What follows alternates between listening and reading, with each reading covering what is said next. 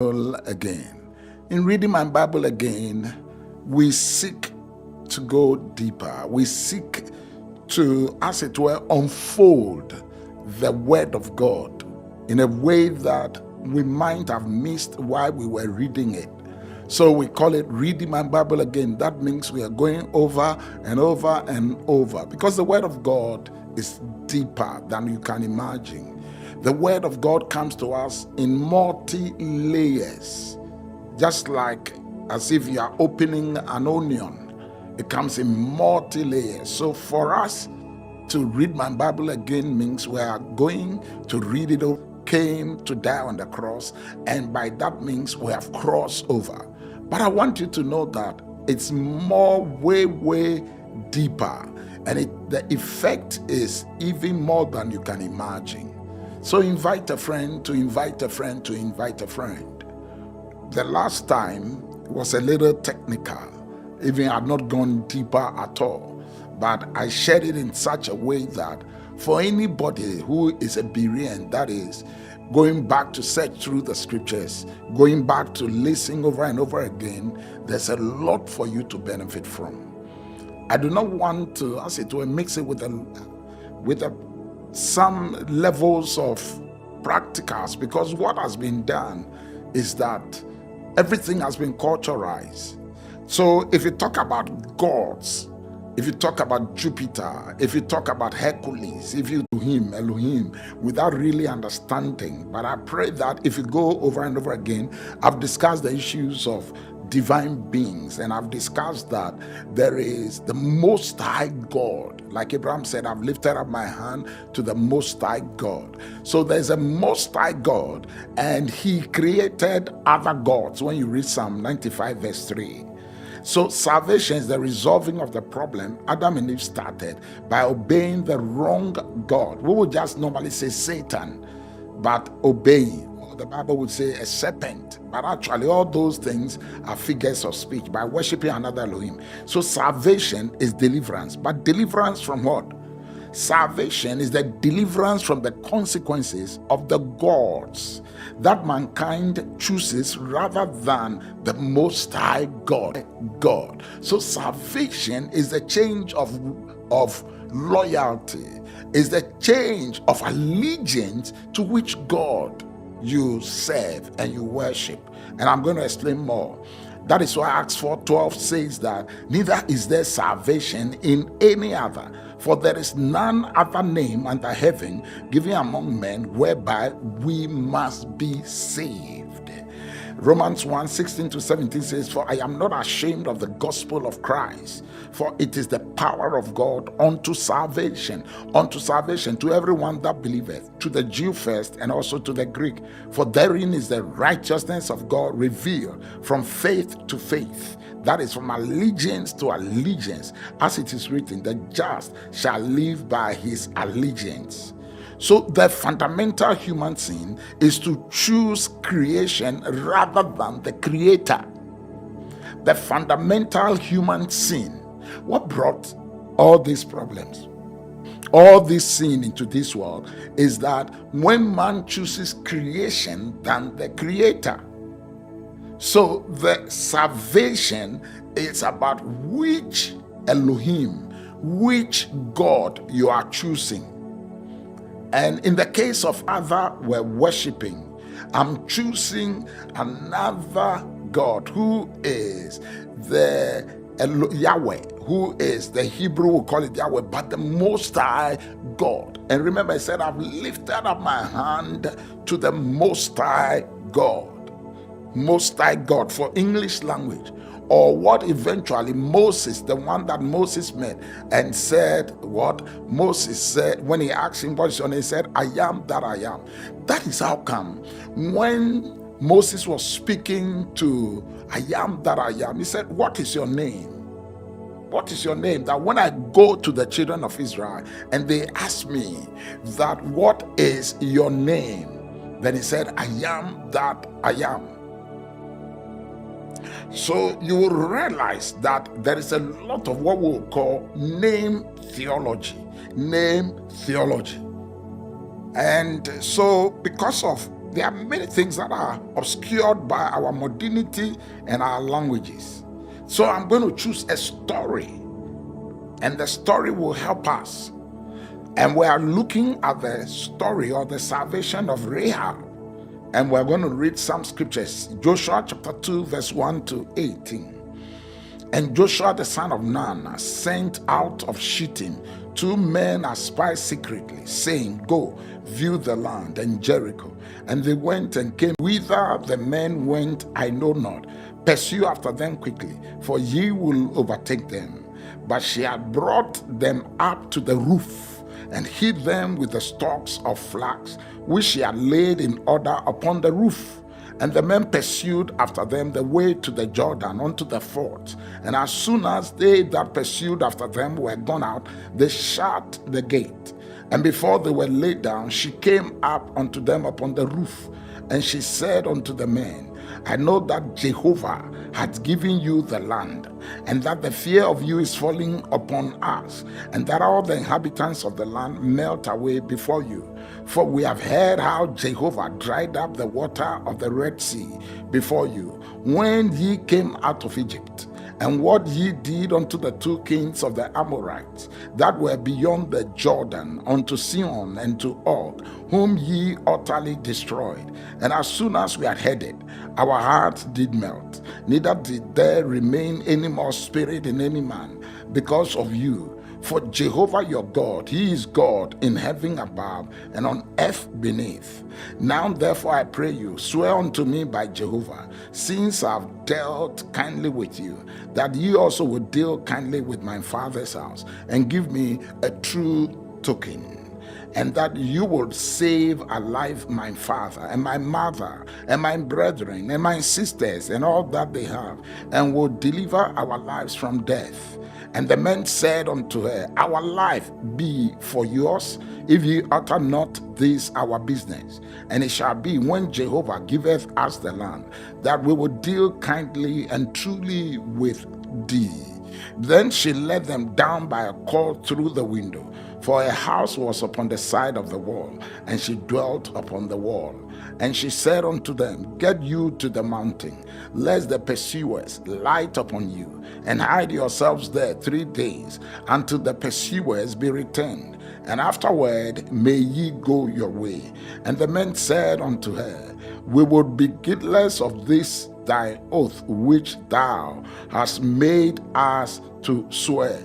Behold, when we come into the land, thou shalt bind this line of scarlet thread in the window, which thou didst let us down by, and thou shalt gather unto thee into the house thy father, and thy mother, and thy brethren, and all thy father's household. Now you would notice that there was change of allegiance, change of loyalty by Rahab. When you read and you take your time, you will come to understand that Rahab made a change, and that is salvation according to the Old Testament, because he said, I'm from Jericho. And one of the things that you have to understand is, for every country, every city, they had a god, and that god, or that spirit, divine being, was in charge of every city. And so Jericho, as it were, had their god, If you go to Syria, Syria had their god. If you come to Israel, Israel also had their god. And for that matter, the Israel God is the God of Abraham, who is the Most High God. That is how they understood it. So for people to say that, no, I mean Rahab to say that, I'm in Jericho, but I've heard of your God. I've heard of your God. So I'm hiding these people, so that when your God, and that is Yahweh, that is the Most High God. So I hope you are getting the storyline. So for Rahab, It's a matter of who am I loyal to? Where does my allegiance lie? And so he took a risk by hiding these spies. And then he told them clearly, I've heard of Jehovah. I've heard of your God already. We've heard of him, how he fought the gods of Egypt. So for them, it's God versus the other gods. That is how they think for them. And so when we talk about salvation now, with time, we have lost these truths. And so we are not able to understand some of the challenges and some of the problems that come. Now, when you read into the New Testament, Paul said, for we wrestle not against flesh and blood, but against what? Principalities. Then it goes on to talk about what? Thrones, dominion. For all these spirits, or all these divine beings that Paul is mentioning, are all geographical. It's geographical. So for every geographical terrain you go, there are various gods, there are various lords, there are various thrones, there are various dominion that is in charge. So here we have Rahab saying the principality, that is principal, the Lord that rules over this place, he is not strong. He is created Lord. He's a created God. So I am switching loyalty. I'm switching allegiance. Or in our modern language, in our current terms, we say, I'm switching my faith. My faith is no longer in this God. In fact, that is why in the book of Daniel, when Daniel prayed and his answer was coming, then the Bible talks about the prince of Persia. They fought the angels that are coming. They are saying, we are in charge here. So if you are bringing Daniel's answer to him, you must go through us. And that is the basic underlying challenge in the unseen realm that comes to affect us in the natural realm. So for our modern times, what we think is God. But when I ask people this question, according to 1 Corinthians chapter 8, verse 5, there are many lords and there are many gods. Now you see somebody pouring libation and say, but we all mention the name of God. But the question is, which God, which Lord are you referring to? Are you referring to the gods that are created Elohim, created spiritual beings? And so for a person like Rahab, she understood, because from the account he said, I've heard of your God. I've heard about Yahweh, if I would go to that, or Jehovah. I've heard of your God. And so for many of us, when we talk about salvation, where we get problems, where we get attacked, is that we are not conscious and we are not aware that we have changed loyalties. We have changed allegiance, and we have placed our faith in another God altogether. And for you and I, for what we are talking to, the Most High God. So that is what, but from the biblical account, she didn't. She rather made a decision. And the Bible expects us to what? Learn from that lesson, but with passage of time, with passage of what? Of language change and culture. We tend to have lost these things, and losing it is not an excuse, because the created gods, they will not forgive us. They will fight. They would. And that is how come somebody would say, since I got born again, it looks like my problems are getting more challenging, and since I married, I have difficulty and all that. It is because we unconsciously have lost it, and sometimes the way we tend to think. And it's really challenging when you hear somebody preaching and he's saying, God, God, God. Which God are you referring to? If you are speaking the local language, and that is the Asian language, it's easy to identify and say Yahweh. But in English, they have real problem trying to describe it, like I'm struggling to describe it here. So that is why they attach and say the God of Abraham. The God of Abraham. That is why for anybody to say that I'm receiving my salvation through Jesus Christ, he said we become what? We become the seed of Abraham. Because Abraham was the first person to declare loyalty, allegiance, faith. Read Psalm 95, verse 3. It says, is the God who is above all gods. Change of loyalty. It was change of loyalty. When we read 2 Kings, I believe that story too will help us. Chapter 5, 14 to 18. It said, then went he down and dipped himself 7 times in Jordan, according to the saying of the man of God. And his flesh came again like unto the flesh of a little child, and he was clean. And he returned to the man of God, he and all his company, and came and stood before him.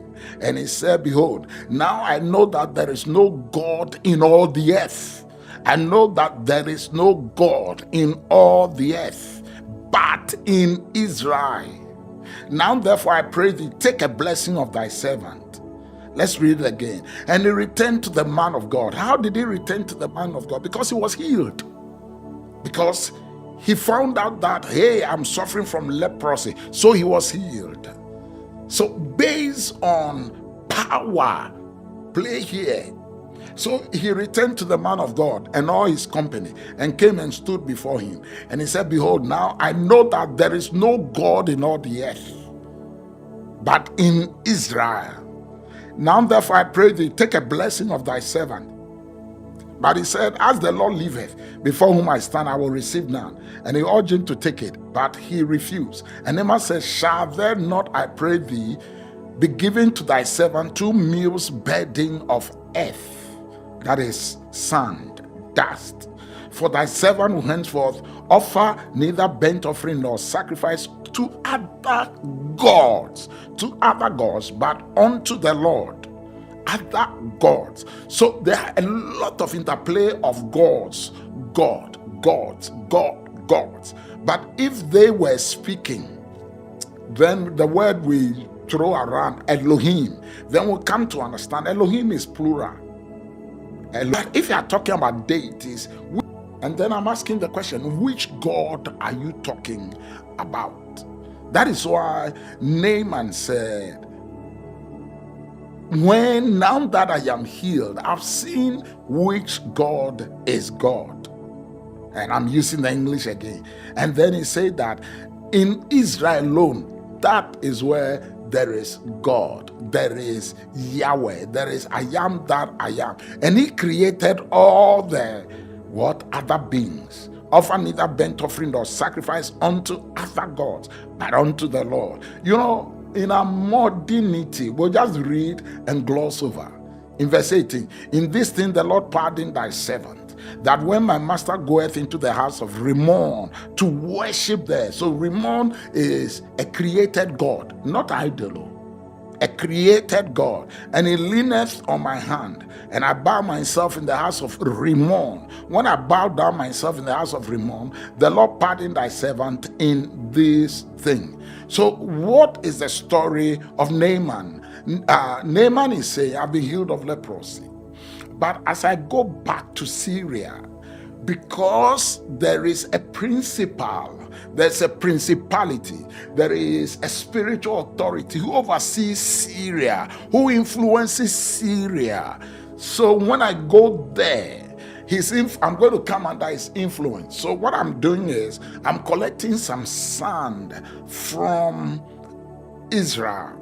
Then when I go, Rimmon, the deity, the gods that are in charge of Syria. And how did the gods become in charge? It is God that gave the nations to them. And he delegated authority to them such that they would help humanity there. They will help mankind. But they rebelled against God's delegated authority, and they didn't lead people to worship the true God. They didn't lead the people. So you will realize that as Naaman is going over to Syria, he collected sand. What has sand got to do? What has dust got to do?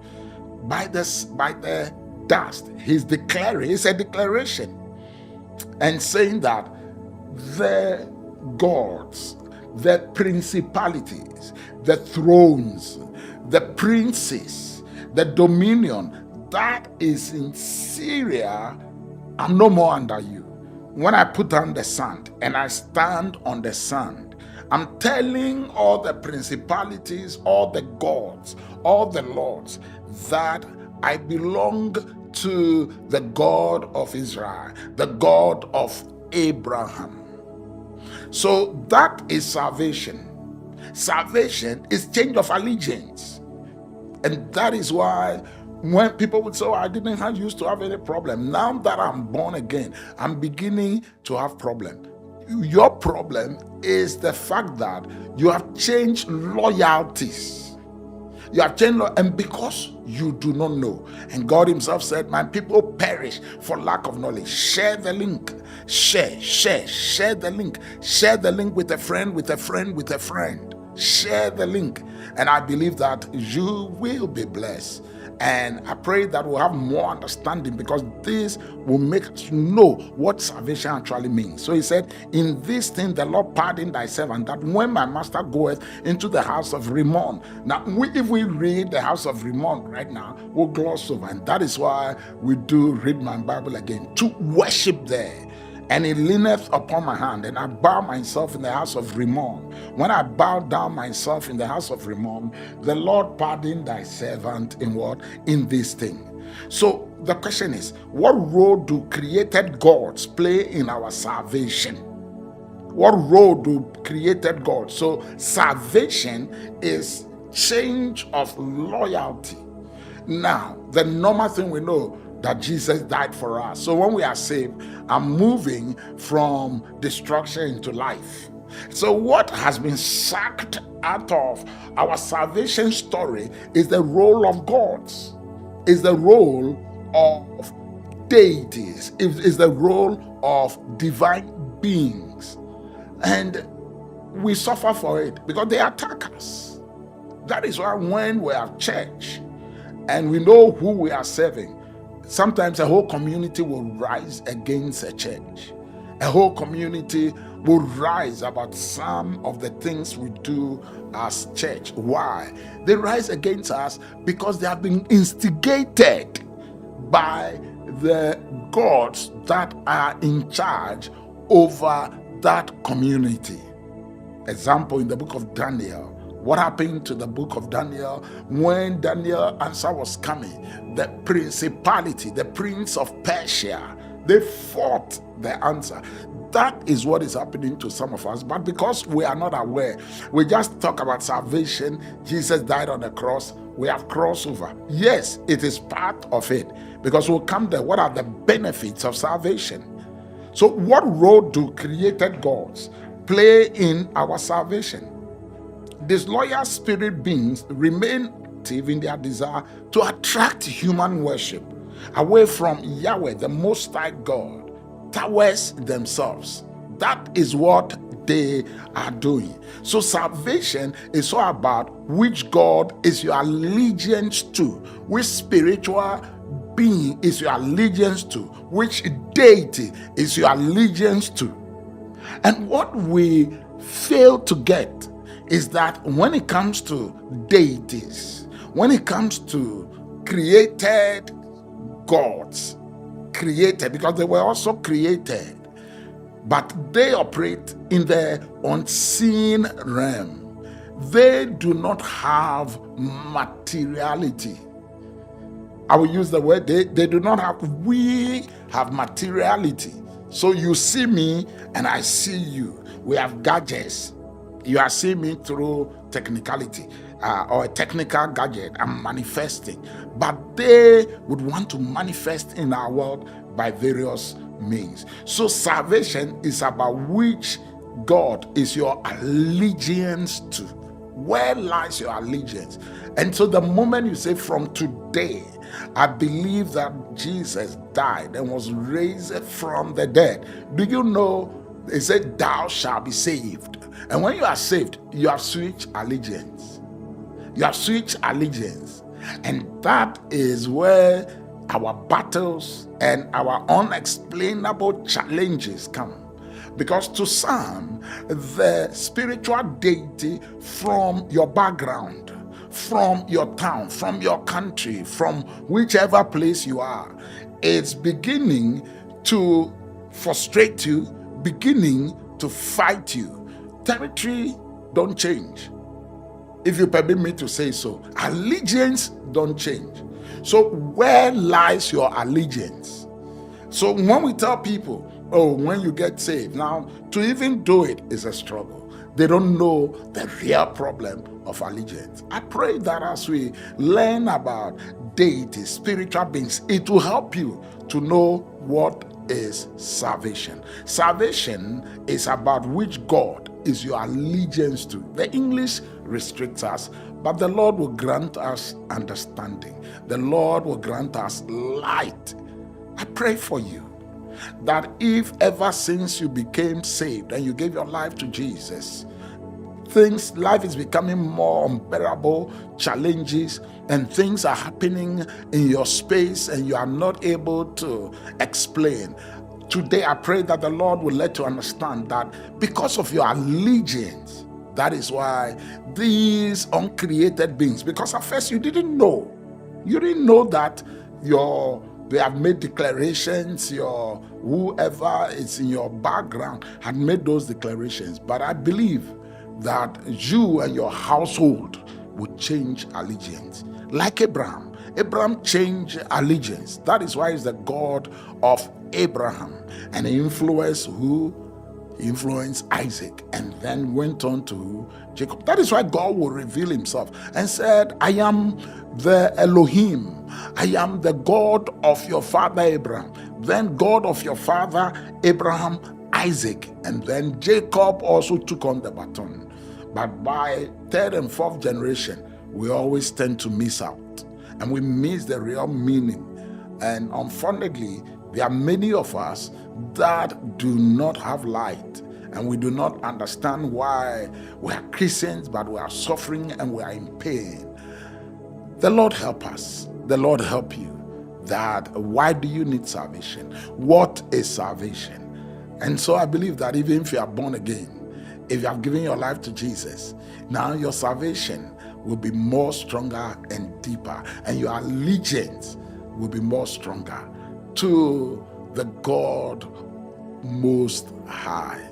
May the Lord bless you. May the Lord open your eyes. May the Lord open your understanding in the name of Jesus of Nazareth. Don't forget that men always ought to pray and never to faint.